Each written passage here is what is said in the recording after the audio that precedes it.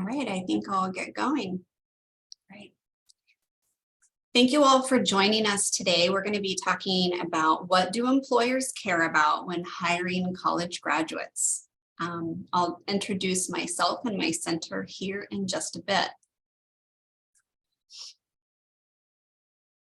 Before we get started, I want to do a land acknowledgement. That picture on your screen is an aerial view of our beautiful campus, which and we acknowledge that our campus touches the shared waters of all tribes and bands within the Suquamish, Tulalip, and Muckleshoot nations.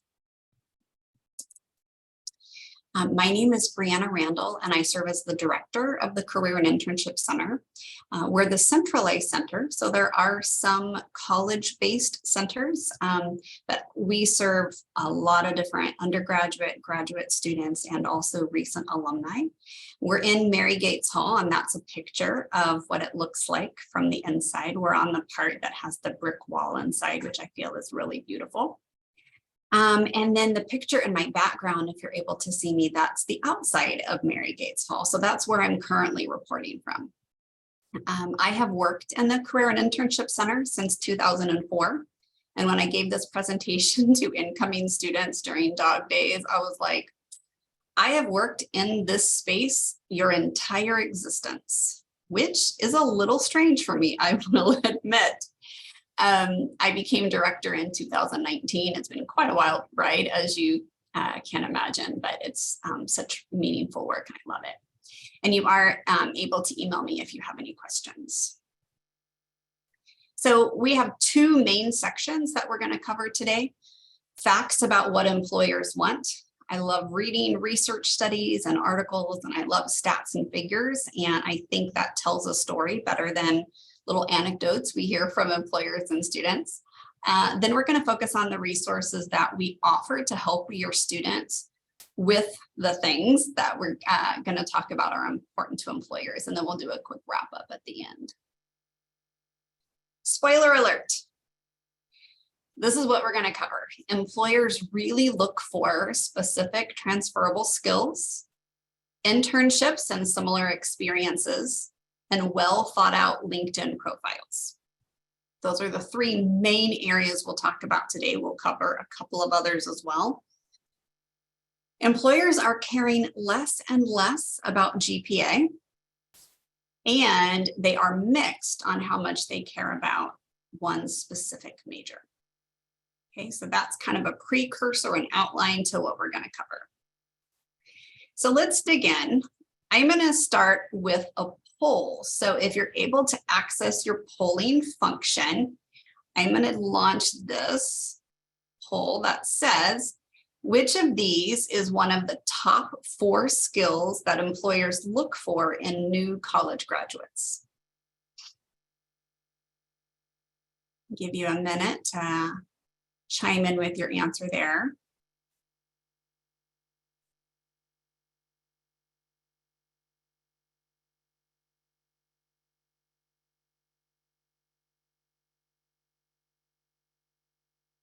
All right, a lot of you have participated. Thank you so much for that. I'm going to end the poll and share the results. Hopefully you can see those on your screen. And spoiler alert, you did select the right option. So problem solving skills are very important to employers. And leadership itself wasn't as much, and I'll show you that on the next slide, but components that go into leadership are. So let's dig into the first set of stats here. All right, so the first thing I'm going to talk about is a national survey of 157 employers who hire new college graduates. It was produced by the Professional Association for our field, the National Association of Colleges and Employers. So it's college career centers and employers who hire college students and new college grads. And this is one of the questions they ask is the attributes employers specifically seek on resumes. And I've drawn a line here with the ones that scored above 70%. Problem solving skills was actually #1. You might know that as being parents and also maybe being supervisors, that problem solving skills are really important. I'm trying to teach those to my 11-year-old right now. And initiative and strong work ethic, which I think are really important to leadership, are up there as well. But these are the top 6 that employers, specifically on a resume, are seeking. Now, I want to show you a different survey, the Future of Jobs report, which asked employers the top 10 skills they would need in 2025, which doesn't seem like very far away now. And so it's a completely different source, a completely different set of employers, but very similar skills mentioned. So they broke it down into these 4 categories, with problem solving actually being its own category. And then I put arrows next to some of the skills that really came up on that other list as well, in very similar verbiage. So I think it's interesting that it's 2 surveys coming up with very similar things. And then I'll talk about how this in particular aligns with one of the initiatives we have on our campus called Level Up, Build Skills Employers Want. All right, so what we also know from employers is how they think students are doing on some of these important competencies. So we're going to look at the purple bars on this graph and how different the purple bars are from the blue bars. Okay, so for critical thinking, for example, it's very important to employers, but they don't think students are super great at it right out of college. Same with communication, highly important, big gaps in their perceived level of student competencies. There are some other gaps as well, but these were the most striking in terms of how important, yet the level of gap.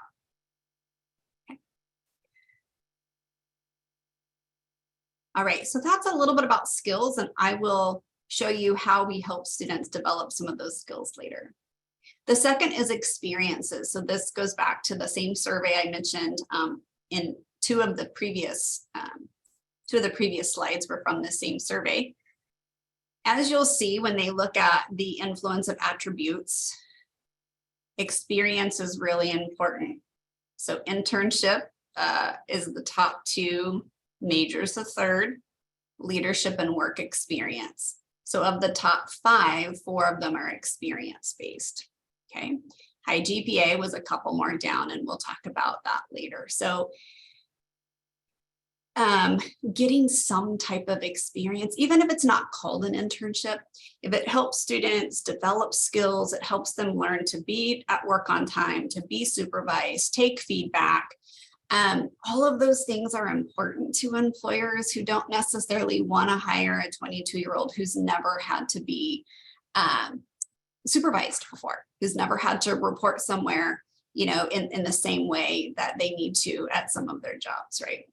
When we hire students to work our front desk, sometimes we have to talk about, like, if your shift starts at 10, that means we need you to cover the desk at 10, which means we need you to be here at 9:55 to put your book back down and get situated, right? Just some of those things are really important, and employers do not want to have to go through that with new college grads. So not only do employers really look for that kind of experience, what we have found from our own students is that internships do correlate with positive outcomes. So I do a survey of students who are about to graduate up until about 5 months after graduation. And then we're able to statistically analyze whether there's relationships between internship participation and their outcome. And what we know is that if they've done internships, they're more likely to be employed, less likely to be still seeking employment 6 months after graduation. Not only that, of the people who are employed, because some people go to grad school, right? So this next question really digs into if they're actually employed. If they've done an internship, they're more likely to be in a career-related position rather than just sort of a random job they got to make money. So yes, employers look for internships, and yes, having one really does help students have a better outcome after graduation. And again, I'm saying internships, and that's a lot of what we focus on, but internship-like experiences can also be really helpful. So, you know, research experience in labs might be better for some students, or you know, extensive capstone projects in some majors might be really important as well. Okay, so we've talked about GPA a bit. I am going to launch this next poll. What % of employers do you think screen candidates by GPA and use it in hiring decisions?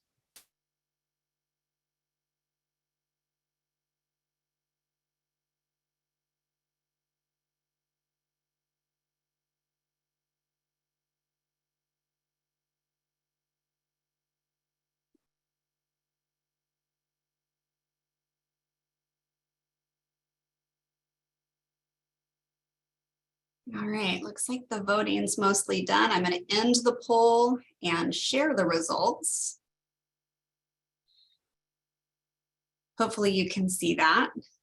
I will tell you that the top two answers are both correct in different ways. So if we're looking at a national study and employers all across the nation, it's 46%. And what you'll notice is that that has steadily decreased over the last few years. So it used to be pretty important, you know, a lot of, like, almost 3/4 of employers were looking at GPA, and now we're less than half. And so it's changed quite a bit in the past few years. And then if we look by region, if we look at the West Coast, and we do know that 85% of Huskies end up staying in Washington, so a lot of them stay on the West Coast. It's actually 26%. So the employers out here seem even less interested in GPA. And if they do screen by GPA, they screen on a 3.0. Okay. So what I like to talk about related to this is, I'm not saying GPA is not important, right?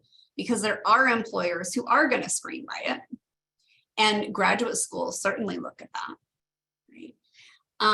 But what I discourage students from doing is spending so much time studying, trying to get a 4.0, that they don't do an internship, or they don't take a leadership experience in an organization, or they don't spend time building some skills that are going to be really important to them.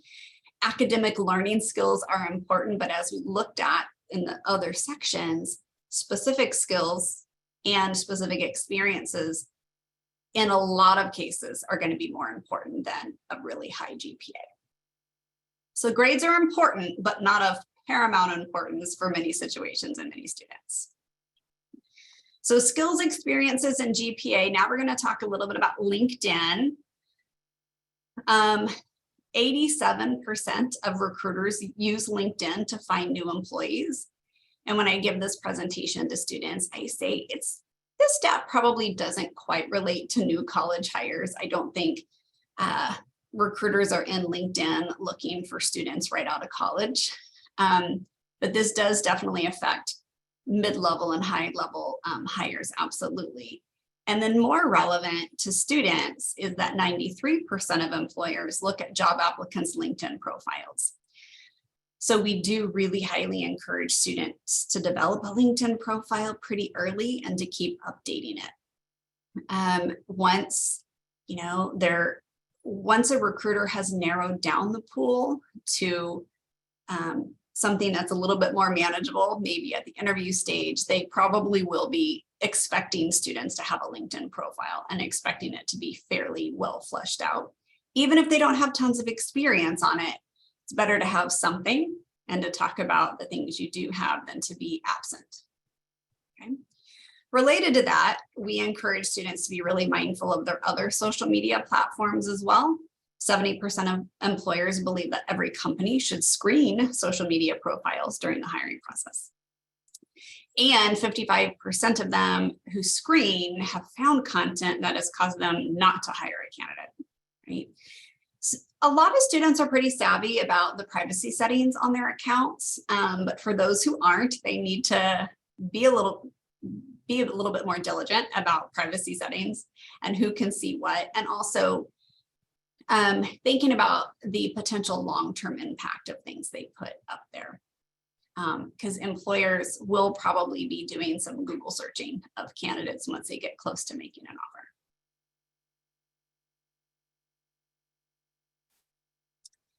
All right, I'm going to do one final poll here. All right, hopefully you can see that on your screen. What % of jobs are filled through networking?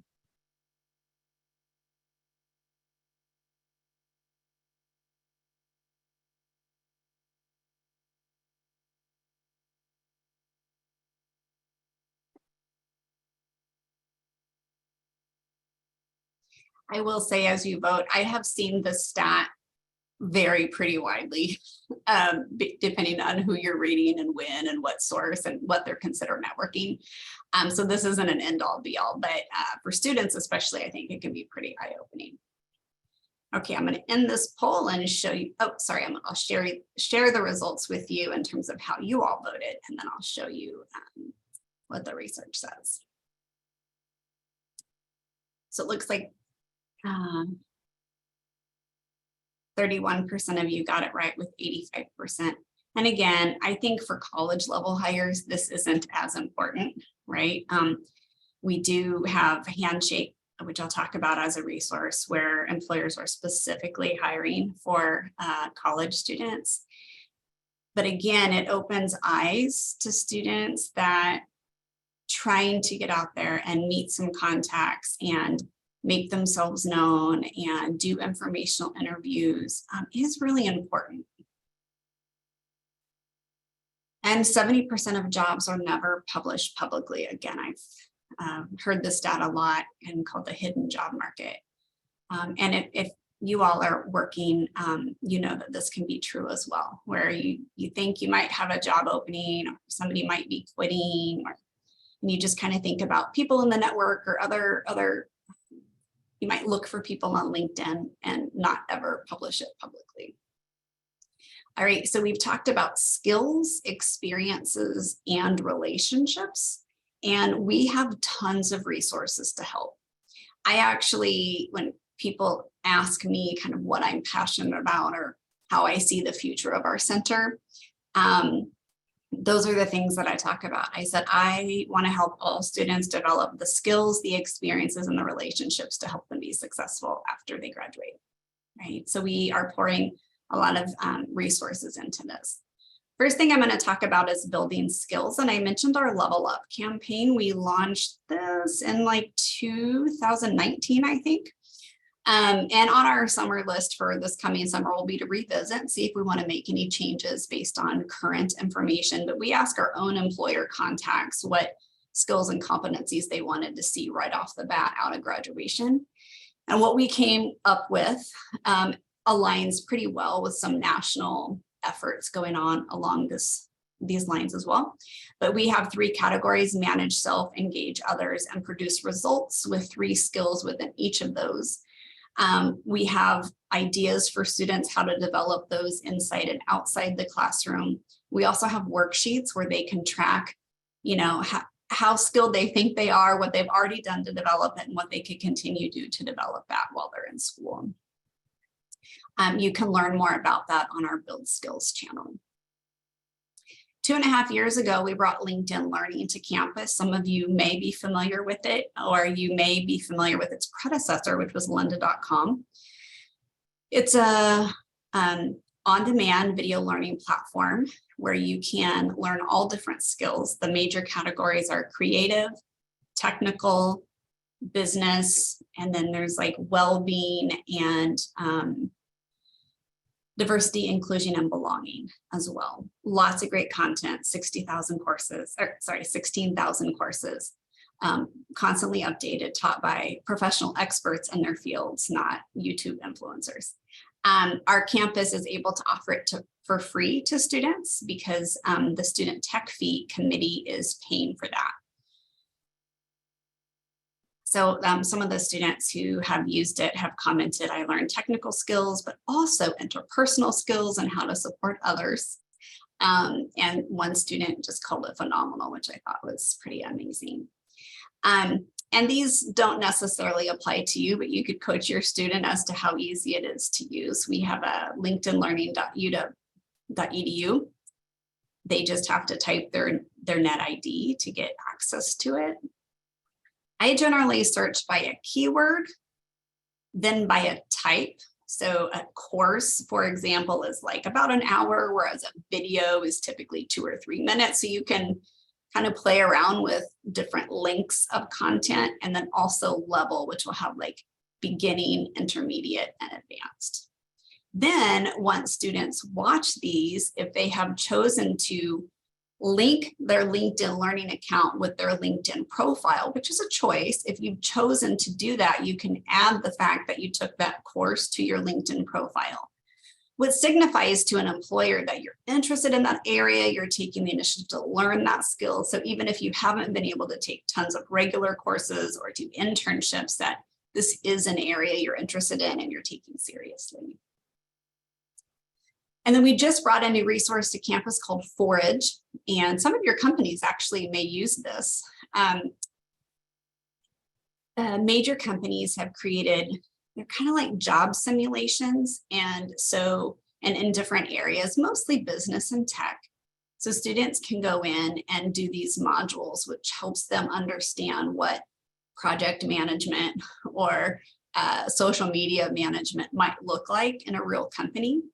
And it's just a good way to try something out and to build some skills, because they could also add that to their resume, not really as an internship, but they could signify again that they are really interested in an area by doing that. So those are some of the resources that I wanted to highlight for building skills: our Level Up initiative, LinkedIn Learning, and Forage. And the best place to find those is on our Build Skills page. And I'll show you our main website at the end. For internships and experience, our page is, we kind of call it Getting Experience because it is a little broader than internships, but we have a website, Handshake, which is our job and internship platform, fairs, and some specialized programs. So our Get Experience page, which lives under our DIY resources, actually has 4 sub-pages. So one is just, what is an internship? What can I expect? Do I get paid? Do I not?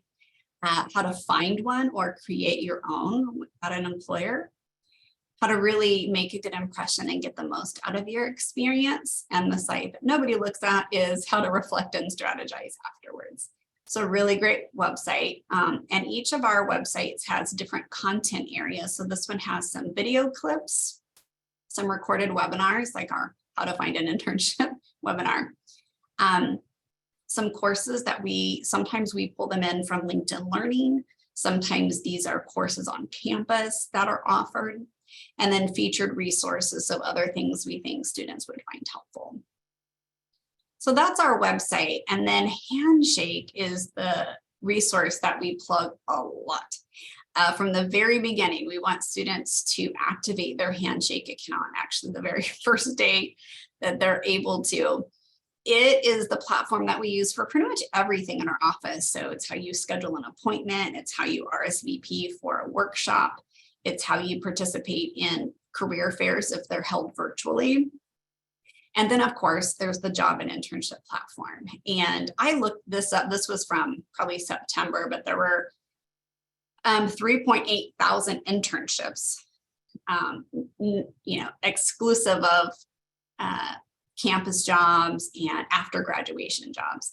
And there's such a wide variety, which is why I liked this clip. Supply chain, social media, software development, technical writer. There's really something for everybody. And we encourage students to search by a keyword. So an interest they have, a skill they have. I think that can be a lot more powerful than searching by major. So we highly encourage students to be in Handshake early and often. Career fair season has ended for the quarter. because we're a quarter system, which starts later than all the semester schools, recruiters are very anxious to get at our students right when school starts. And then we cram all the fairs right together because by the end of October, they often aren't doing hiring for certain technical roles and certain business roles. We will start the career fair cycle again mid-January, and there will be a big block of them between mid-January and end of February. But these are some examples of some of the fairs that we have. And I will tell you, we have lots of employers interested. We were selling these fairs out, which was great. And then we put some staffing and some money into running some specialized internship programs. We're really trying to figure out how can all students, regardless of their major or how structured their academic program is, or how much money they need to be making in jobs, how can everybody get career-related experience? And so we're trying to create those opportunities. And these are just some examples of that. All right, I'll show you a little bit about LinkedIn as well. So we actually have coaching for LinkedIn on 2 different websites within our page. One really focuses on how to develop your profile. That's in the Tell Your Story section, so resumes, interviews, LinkedIn, cover letters. The other one is how do you actually build relationships? And that's on our networking page, right? So we have resources for all of that. This is about how to make your profile. This is a LinkedIn learning course on learning LinkedIn, which I know is a little bit confusing, but we pull that into our site as well. We have checklist and how to tailor specifically so that when somebody looks at your profile, they have a sense of what you're looking for. And having somebody look over a LinkedIn profile is a great use of a coaching appointment or a drop-in. So our coaches will get feedback on resumes, cover letters, and LinkedIn profiles. And then again, we're trying as a campus to create opportunities for students to build those professional relationships. On the left of your screen, you'll see the industry mentorship program that we run. So we just closed applications for our winter programs. And what that looks like is we solicit mentors from the community and oftentimes UW alum. And then they work over about a 7 or 8 week period with a small group of like 4 students, all interested in the same area.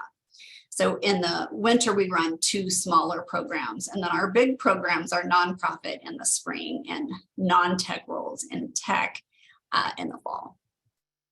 And then Husky Landing is, it's kind of like LinkedIn, but it's specifically for UW students and UW alumni to connect.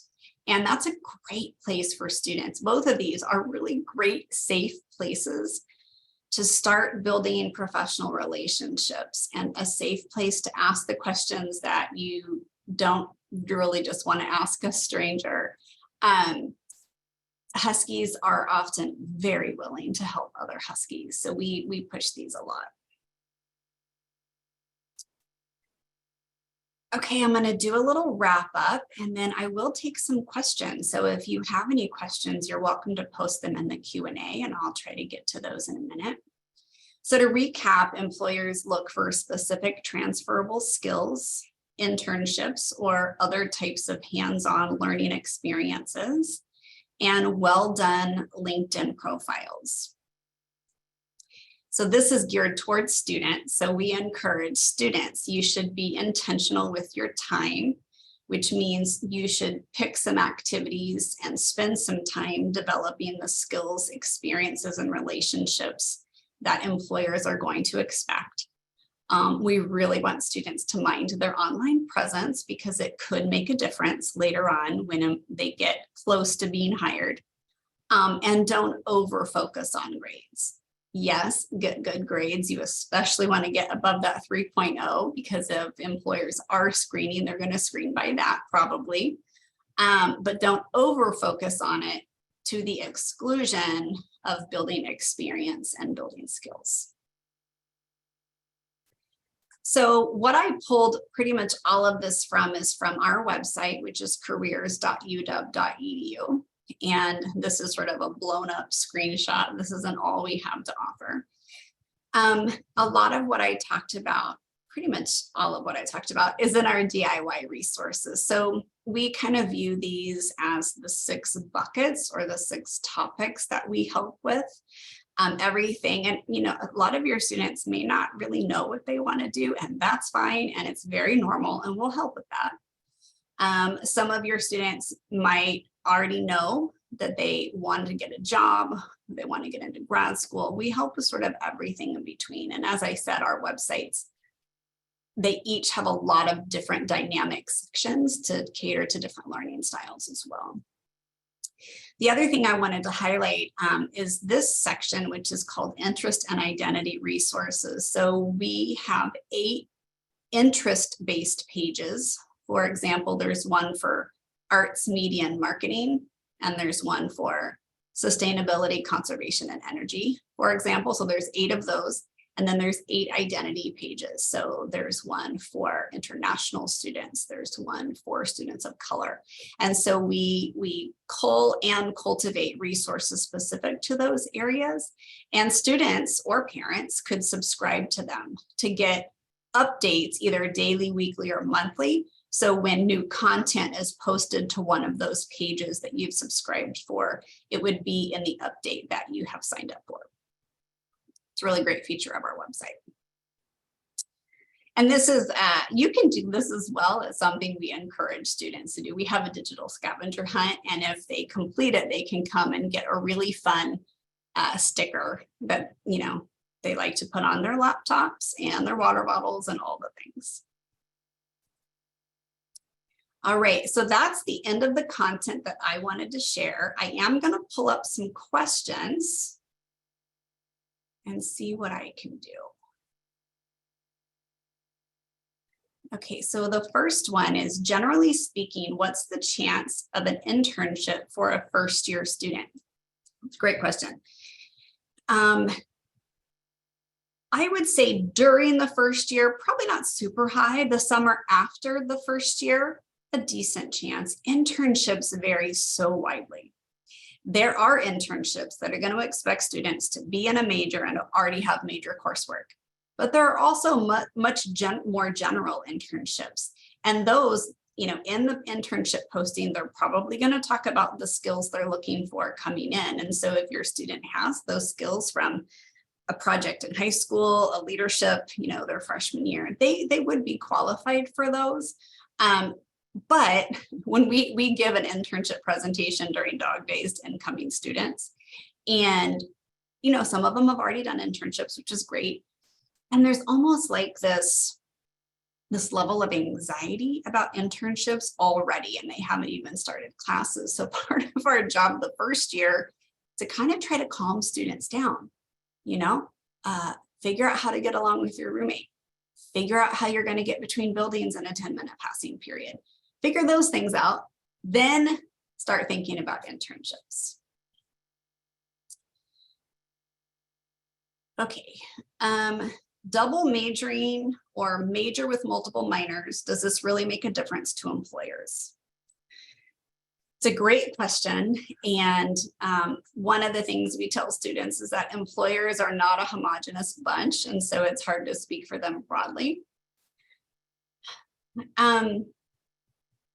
I would say for some, it matters. It matters more if you're able to, if you're developing different sets of skills, right? And so you do one major that helps you really have this understanding or this knowledge base. And you want a job that also would require this other set of skills or knowledge base. I think that can be useful. But again, I would say in a lot of cases, decent grades in one major and an internship or 2 are probably going to be more competitive than 2 majors and no relevant experience. So it does vary, but I don't want students to push themselves too hard trying to knock out all the requirements for 2 majors or a minor or so.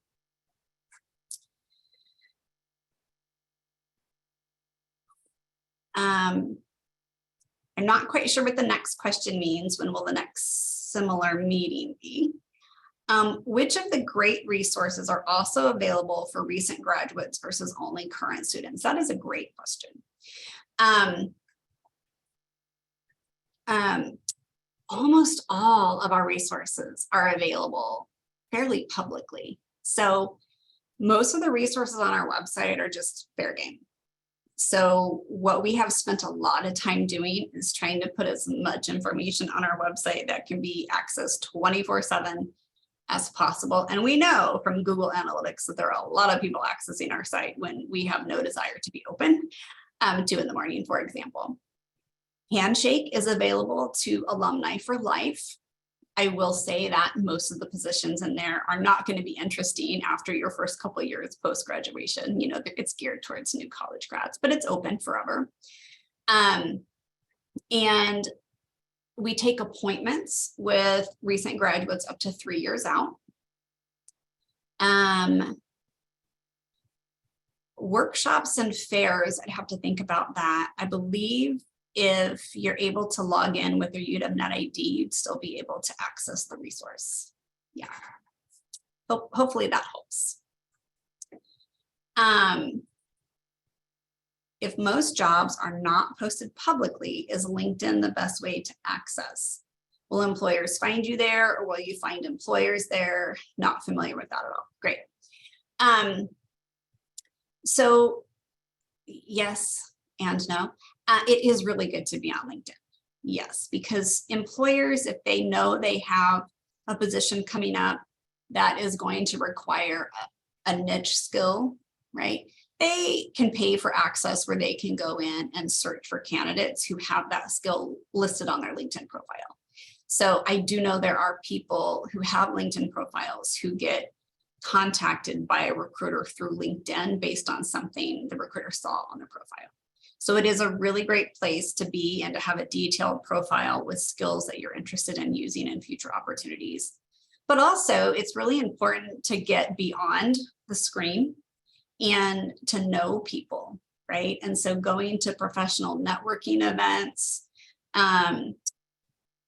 going to other places where you might just have the opportunity to meet people. So then they can also think of you like, oh yeah, I think I talked to this person who was really interested in that at this event I went to, right? And they might reach out based on that.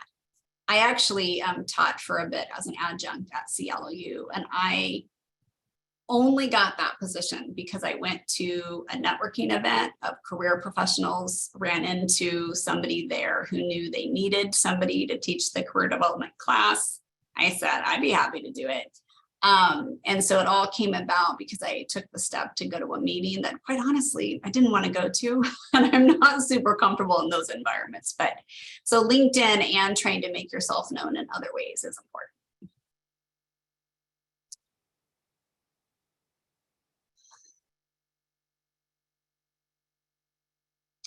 I'm not sure what it means by where do you have a UW DEI policy. I will say on our page, we do a lot of work with employers. So we actually have an equitable hiring and onboarding toolkit for employers. So we're encouraging them to really be mindful of how they hire and how they treat new college graduates in the workplace. And then we also have resources for students who have different identities. One of them is how to really think about an employer's commitment to this space when they're in interviews or looking at employer profiles. Our center doesn't sort of maintain or have a DEI policy for the UW at large. That I'm not sure where that would exist. It's a little beyond our center. Can I answer that question, Brianna? Sure. If you're talking about hiring within UW, various different units, academic, non-academic, and student-facing units or have a specific DEI policy when it comes to hiring. Pointing it out across the campus might be difficult, but if you wanted to have something a bit more clear, please reach out to UW parents at uw.edu. I also wanted to mention, I've seen a lot of questions about, can I post the slides? Can I see this recording? That will be at the uw.edu/parents. Brianna has been very generous with her time and her slides, and also we'll make sure that folks who couldn't quite join us will also be able to access this information. And with that, I'll let Brianna keep answering some of these really, really great questions. Thanks, everybody. And also you can upvote certain questions, and it'll make her feel like, hey, this applies to more than just one parent. So Yeah. yeah. Thanks, Jana. And I presented this yesterday to students, and we are going to make that recording available on our website, probably on our DIY page, Find Success, the job subpage. And so this recording that I gave yesterday will be up on our website hopefully soon as well. For Huskies from another state, it really depends on, okay, so if your Husky anticipates moving to a different state when they graduate, they should probably be focused on developing relationships there. So it's not about where they're from, it's about where they think they're going. And not everybody knows, which is fine. And it could be really helpful to connect with Huskies who have moved to other places, which they can find in Husky Landing, or they can search for Huskies in LinkedIn as well. There's a way to search for alumni of a certain institution. So yes, I would consider relationship building most important in the areas in which you want to move. But you know, a lot of jobs are remote these days, so that has gotten a little bit more complicated. That's how I would answer that one. Do companies mostly look for business majors for internships? Ooh, great question. Some, yeah. If you're an accounting company, you're going to look for accounting majors. If you're finance, you're probably going to look for finance majors. Honestly, a lot of the other business functions look for all different majors. So, and we know that by looking at the next destinations of where our students end up. There's a lot of overlap between the top destinations of arts and sciences students versus business students. And one thing that I'll say about the hiring timeline, because I mentioned this a bit earlier, and didn't want to leave you with false impressions. In the fall is the primary recruiting season for a couple of industries like accounting and finance and consulting, and a lot of technical roles. So employers have already started looking for their interns and their college hires for June, which is a little bit mind-blowing to me. I don't love that. I wish we were doing later recruiting so students could not have to think so far in advance. But what we'll see in January, February, and March is a huge spike in, hopefully we'll see that. It's what we normally see in job and internship postings. And that's when most students get the most active. And we know from our first destination survey that I think this was the national survey, 5 months before graduation is when the average student started seriously looking for work. So for us, that's January. So winter is a really big hotbed for lots of opportunities. I'm going to go ahead and stop sharing. Hopefully, and I'll let Jana. What can you see? Nothing. Can you see my face? Oh, I can still see you. I also, I think it's great. And we've gotten a few folks that wanted to, there's like some very specific like degree questions that I want to make sure you get you get to read through. So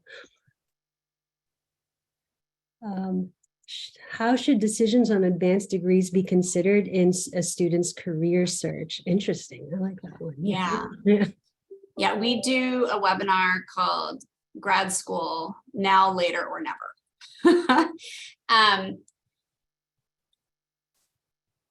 There are pros and cons to going to grad school and not going to grad school, and to going to grad school right away or not. Generally, what we encourage students is not to go to grad school because you don't know of anything better to do, or because you're good at school and want to stay in school, or because you're fearful of an economic downturn, right? In order to go to graduate school, you really have to be committed to the learning and the time that it's going to take, and be interested in a role that really you couldn't get unless you had that graduate degree. I read an article a month or two ago that the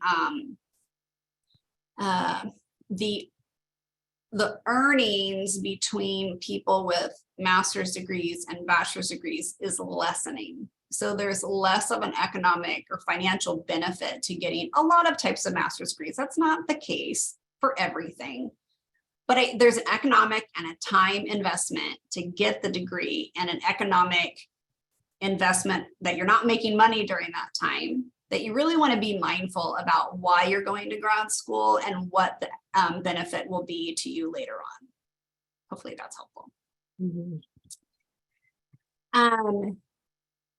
Husky Landing, is Husky Landing a good place for networking?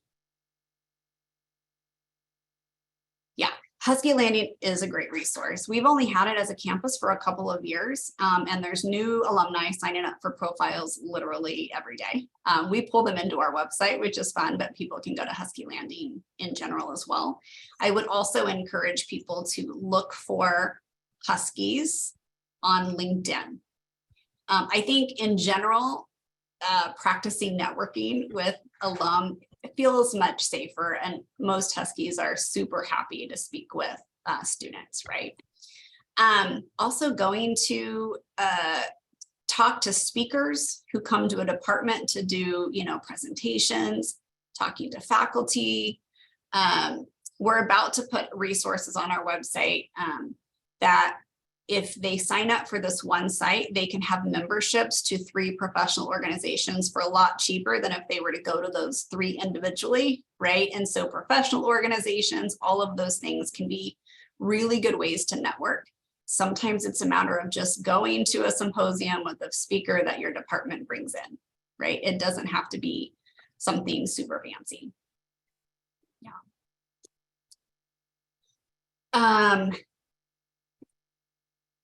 Yeah, so somebody said feeling overwhelmed about trying to add a job search. I hear you, and I hear the student. It is a lot of work to look for a job, especially if your coursework is strenuous and you have lots of major courses all together at the end that are taking all your brain power, in addition to life, right? Mhm. It is hard. So that's why I think, and I have to look at a study, generally less than 50% of students nationally have a job lined up by the time of graduation, right? And that has changed so much.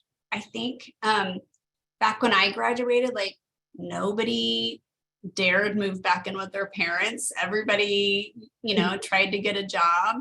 And it's just different now.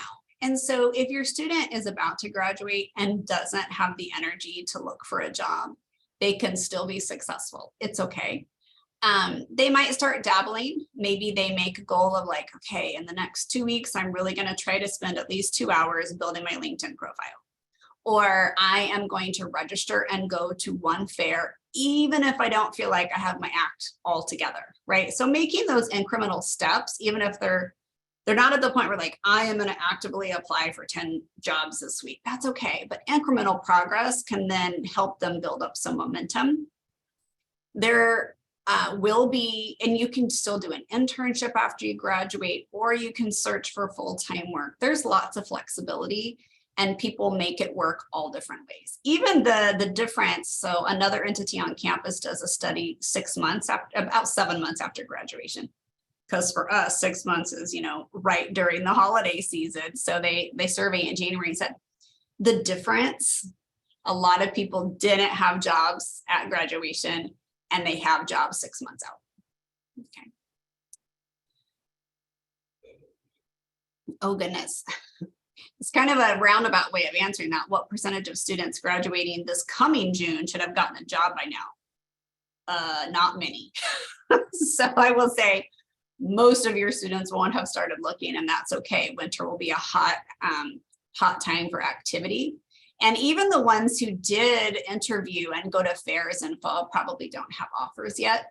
I would say by now, a large percentage of 2022 graduates have secured positions, but not many 2023 graduates. Brianna, I was wondering if we could take a little, I'm trying to pull up these student outcomes page that you have. If you could talk a little bit about that, just to give Bethany and Abir a little, I'm going to put it onto their questions so that they can take a look at it. Yeah. You want me to pull that up? Yeah, please. Okay. Let me. It's a really great site and also a tremendous amount of work that Brianna and her team put together. It's kind of a really great cross-class survey of our recent grads, where they ended up, and also that very specific time right after graduation. And I think it's extremely helpful, just maybe to calm some folks down about when things start happening when it comes to getting jobs or even considering jobs. Yeah, can you see this, Jana? I can. Okay. Hopefully everyone else can. I've also put the link on the Q&A questions. So we'll add that as part of the links that we'll add and share once the recording and the slides are up on the website. Yeah. That's great. Yeah. And it's just our website /outcomes. And so this is where I collect data shortly before graduation until about 4 or 5 months after. And then I combine it with the data that another entity collects at about 7 months. They do a completely different survey, but are nice and include our outcomes as well. And we're able to visualize them all together. And so you can search by a year. You can also search by an academic division, and you could search by a specific major if you wanted to. It talks about the overall outcomes. So this is, by 7 months out, 54% are employed full-time. This is specifically social sciences. 14% are continuing their education. About 14% are still seeking. And then there's some other smaller employed part-time, they're applying to medical school and using that year to take their MCATs and things like that. Then a lot of our top employers for different areas. So let me go back. Let's click on all majors here. Our top employers, and honestly, these don't change a lot from year to year. These are some of the employers who hire lots of our students. Where they end up, like I said, 81% or 83%, or no, I guess it is 82%, problems with rounding, end up in Washington. Sample job titles. Then, whether it was related to their career goal, we've been at about the 60, so 35%-ish don't do an internship and 65% do. We're looking to improve that number a bit. Where they go to grad school and what they study. So there's lots of great information on here that you can filter by a year or by college or division, or even going specifically down to major.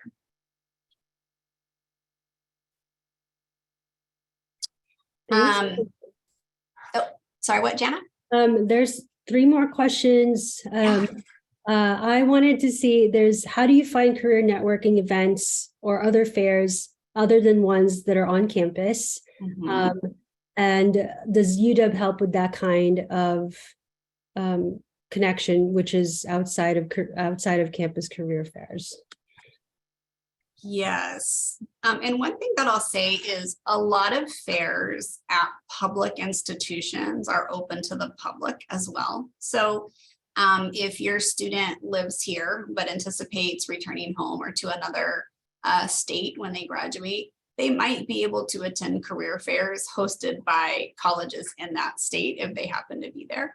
We do allow non-students to come to our fairs as well. We often, in the in-person fairs, it's not possible in the virtual environment, but during certain years, there's been like a group of students from like Western Washington University that carpool down and go to fairs. In terms of other networking events, like I mentioned, we're about to put on our website different professional organizations.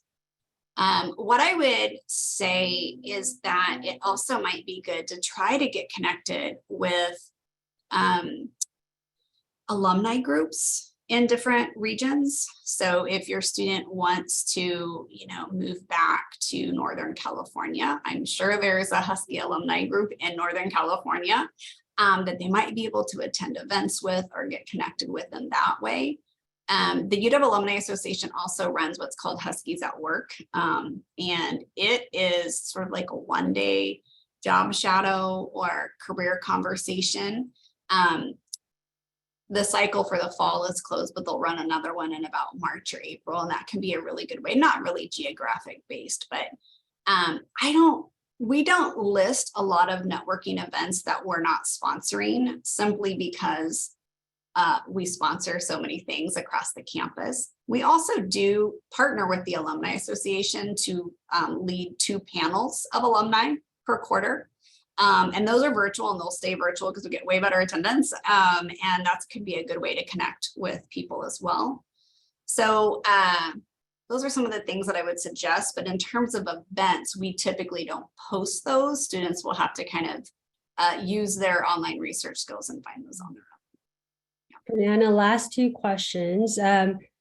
After graduation, this is from Mindy. After graduation, no more internship opportunities, right? And I feel like that's not the case. Yeah. There's always it's not the case. In our last next destination survey, we actually asked when they did if they had done an internship when they did their first one. And I will tell you, the answers varied widely from before college until after college and everything in between. And no, it's a lot of employers, not all, a lot of employers will take recent graduates for internships.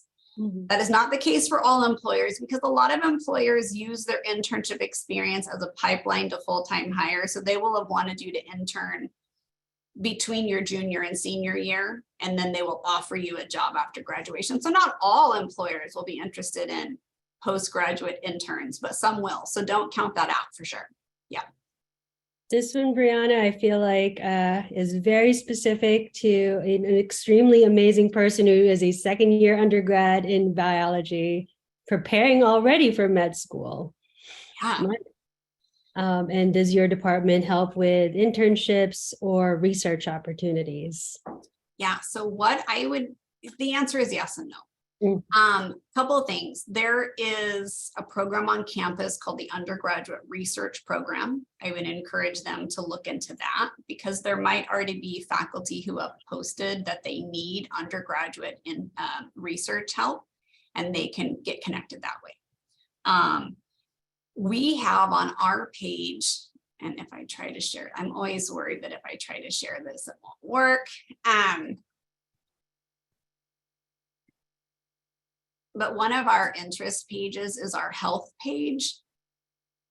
So let's wait for that to load and then see if I can get my Zoom controls to work. So hopefully you can see this. So on our interest pages, we have a health page, and it has so many great things for pre-med and pre-dent, pre-pharm, other pre-health programs.